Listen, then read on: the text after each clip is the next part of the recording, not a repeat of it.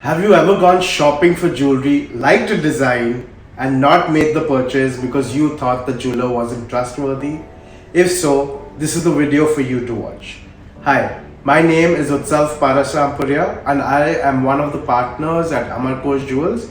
We design and manufacture fine jewelry. Most jewelers don't innovate. Some jewelers don't even manufacture. They rely on external sources who may have outdated ways and technologies of manufacturing jewelry today. We recently had a new host of clients. To them I asked what made them switch their jeweler. So they told me that they didn't receive the love and appreciation that they thought they would get after wearing the jewelry that they had purchased. Now it's important for us to understand that jewelry serves two purposes. Number one, it retains its value. You're using gold, you're using diamond, it always retains its value.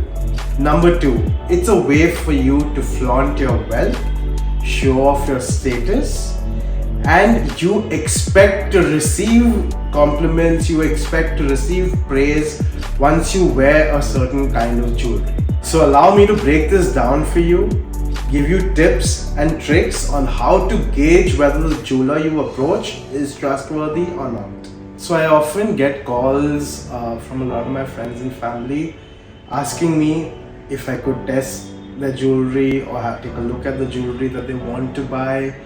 And I always tell them to adhere to 4 or 5 points I'm going to present to you now. It'll make your life a lot simpler, because every jeweler has their own way of working, but there are certain things that every jeweler must provide you. The very first and the most important part about this is that every jeweler must give you a breakup of the product that you're buying. As jewelers, we know each and every item that has gone into the piece of jewelry that we are making, whether it be gold, whether it be diamonds, whether it's emeralds, the number of each thing that has gone in, and also the weights, the carat weights. And when it comes to gold, always ask for the purity. If a jeweler can provide this, that's one positive step for you to be able to trust them. You can also go one step ahead, weigh the actual piece and tally it with the breakup that they're giving you. So if those two match, there's a good chance that the jeweler is being very honest, and you can actually go ahead with your purchase. Secondly, each jeweler must give a certificate of authenticity. Whether it be in-house, whether it be a separate lab, that's your call. The jeweler should be ready to provide that to you. It's not necessarily that he requires to have it beforehand, but if you need one, he should be okay giving that to you. Because if he's not okay certifying what he's selling, that's a very big red flag. The third item on my list is hallmarking. Hallmarking is a system where jewelers send their jewelry out to government recognized centers, who then go ahead and test the metal and then give a stamp of acceptance, or they reject the piece in case it doesn't meet the required standard. A hallmark stamp is extremely important for you to be able to trust a new jeweler, because that proves his authenticity.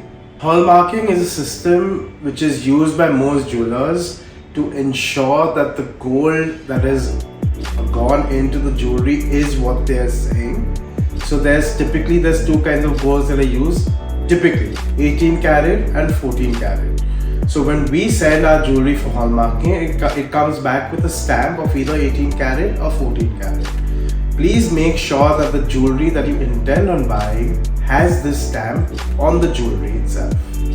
These are done by government recognized centers, so no random jeweler can just tamper with this. It's kind of tamper proof as far as that is concerned. Please remember, there is a difference between stamping and hallmarking. A stamp is just a stamp. A hallmark will always come with the BIS logo. Please Google what the BIS logo is and just ensure that that logo is there on the piece of jewelry that you are buying, along with the carat purity. The fourth one that you should look out for is a buyback policy. Today, almost every jeweler offers some kind of a buyback policy. Every jeweler has their own way of working, so don't compare who's giving what buyback policy. The point for you is to be able to trust this jeweler. The fact that they're giving you a buyback policy makes any jeweler more trustworthy than the jeweler who's not offering this. As jewelers, we understand that when you make a purchase, it's a thought out decision, it's an emotional decision. So the likelihood for you to come back to me and return your jewelry is very, very, very low. But offering you that buyback policy always gives you that flexibility. So that's one thing you should look out for. Lastly, talk to someone from the management team. If you are visiting a traditional brick and mortar store jeweler, there's a good chance you'll only be dealing with salesmen.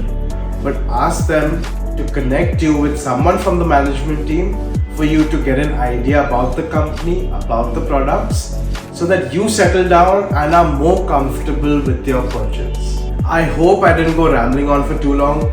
I hope this video was easy for you to understand. And thirdly, I hope that you will make an informed decision the next time you go shopping. Share this with someone, with your mother, with your sister, with your friends, with anyone who needs to see this, with anyone who's on the lookout for jewelry, or just save it for future. Thank you for listening to me. Bye.